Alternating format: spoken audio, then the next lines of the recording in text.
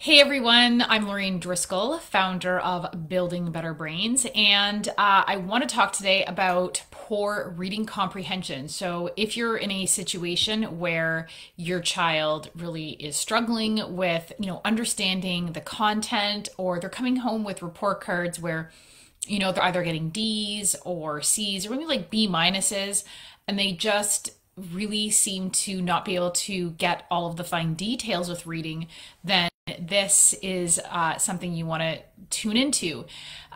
Basically, what I really stands out with reading comprehension difficulties is that these are the kids that often get missed early on because typically when a child has reading comprehension difficulties, but not your typical dyslexia, they will, be able to decode, and people, whether it's teachers or parents or, tutors or whatever, will just say, yeah, they just need extra practice. They, need to pay more attention to what's going on in the story. Sometimes like there is even some, harsh commentary. Sometimes moms and dads will feel guilty because they said, I thought he was just lazy, or, pay attention more is what I was constantly telling him. And there's a whole lot more going underneath that. And that's what I want to talk about today in terms of what's really going on and how that needs to be addressed. So, and I want to say what I find number one is that kids with reading comprehension difficulties are the kids who tend to slip through the cracks. And it's not until they're in the higher grade levels, like grade, like middle school or high school, even maybe or a little bit earlier than middle school, that people notice, whoa, there's something else really going on here besides this isn't something that they've grown out of, or, they're a good kid, they're good at focusing, but there's something else going on here.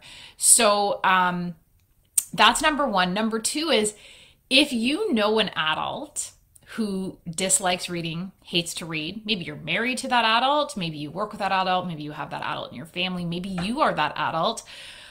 My experience is, because I also do work with adults to some extent as well, is that these are the adults who have a breakdown that they are not aware of, and they don't understand why other people like to read. They don't understand how that's apparently a relaxing hobby or pastime, because for them it's a laborious experience. It's not an effortless experience, and they will avoid it at all costs, or for the most part. And to some extent, if it's severe enough, they will be the adult who will limit themselves, sometimes academically in terms of what career they chose, or professionally in terms of like moving up in certain companies or whatever the case may be, because more reading would be required, and that makes them, just overwhelmed. So this is the thing. It's so overlooked because these kids are often able to decode, but they are not able to retain what they read. And there's a few reasons for that. Like number one is that it's connected to focus and the right brain. And what's really why I feel bad for these kids is we tell them they just need to focus. They just need to do this. They just need to do this strategy. And they do these things and it doesn't work, or they try to do these things and they're not good at it. And then they feel bad about themselves, and they feel bad because they don't know why they can't focus or remember the content of what they just read, or why they can't retain. They just know that they can't.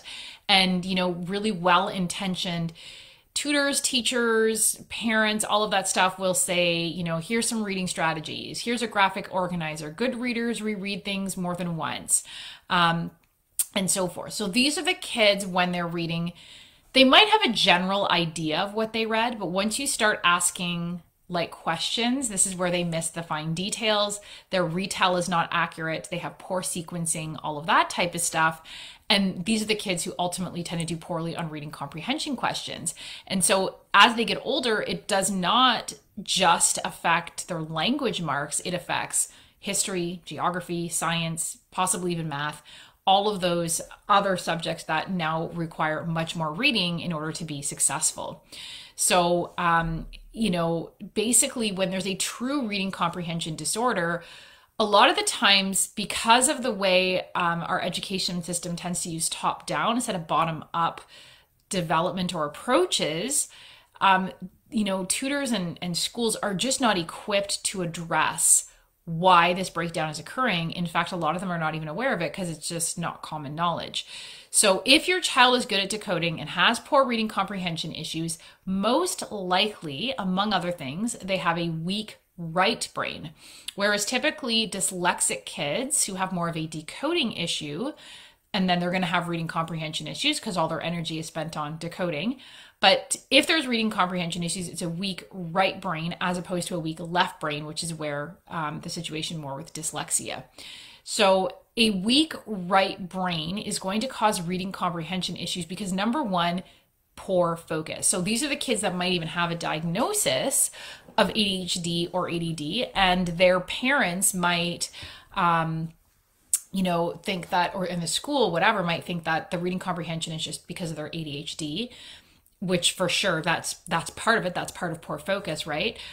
But the right brain is weak, and this right brain, it's the right brain that is responsible for attention and focus. So that's why this right brain needs to be exercised and stimulated. And I want to be very clear, this is a really simplistic explanation. There is other things that need to be done as well. And so this right brain weakness results in compromised focus, and it depends on the degree of how weak that right brain is. So if the right brain is like significantly underdeveloped and then the left brain is significantly overdeveloped, there's going to be a much greater severity to the reading comprehension difficulty, and most likely with the focus issues and all those issues that tend to go along with left brain overdevelopment issues. And so typically these kids are smart. They often excel in math, logic, science, all of that type of stuff. They're really clever kids, but they have this breakdown because of this weak right brain. And especially when they are required to sit still and read or focus, that's where it's going to be harder, because that's just a harder task for them, and it's just more tedious, so then they lose focus. Whether they're, we know this with like whether they're paying attention to the teacher or trying to pay attention, or trying to focus on a text, especially if it's a text they're not interested in. So as we know, the big thing with ADHD kids is to make sure they're reading stuff that they enjoy. I mean, gosh, wouldn't it be nice if we all could just read stuff we only enjoy? But unfortunately, that's not life, right? We all have to read stuff that we just need to get through sometimes. But this is why, for the most part, the only thing that will keep them focused is if it's something they're really, really into. The other reason that's connected to this right brain weakness and these reading comprehension difficulties is that these kids have a weak right brain, which means they have a weak visual cortex. So the visual cortex is on the right side of the brain. And if that's weak, first of all, 80% of our learning tends to go through our visual system. And so these kids are really at a disadvantage when it comes down to retaining info. And then the other factor, right side of the brain, is where our long-term memory is. So a lot of parents, I just got off the phone with one who said, my kid has good short-term memory, but long-term memory is absolutely horrible. Left brain is short-term memory, and that's overdeveloped, so they're going to have good short-term memory, but then getting it to the long-term is a whole other story. So there's that. And then also they're going to have a harder time if that visual cortex is weak, visualizing something like a story, because, that's just not well developed. So these kids are definitely at a disadvantage. So keep in mind, as I always say, I never like to give parents the breakdown of like what's going on with their kid and why the breakdown might be happening or the cause, and make them walk away thinking that there's nothing they can do. There's always something you can do. The brain is super plastic. The brain can change. We really definitely need to stimulate the weaker brain hemisphere, which in this case would be the right.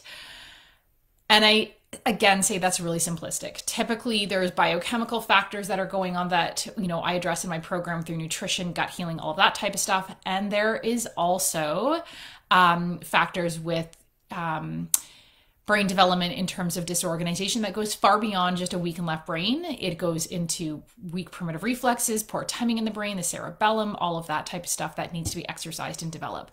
So basically, certain cognitive and sensory motor exercises will stimulate that weaker hemisphere, as well as, activate areas needed for attention and good reading comprehension. But it's definitely not just a left brain, right brain approach.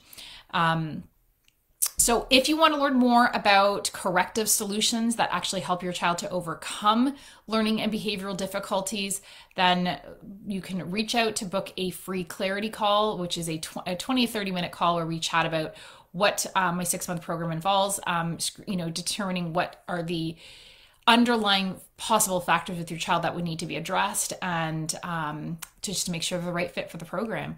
So if you know someone who has reading comprehension difficulties, tag someone, because I know there's always moms who say, oh, somebody happened to tag me, and I'm so grateful that I came across your video. It totally made sense. So thanks for watching, everyone, and do grab my laser focused learner kit. It's for free, and I'll put that in the link, or in the comments, the link for that in the comments below. Take care. Bye.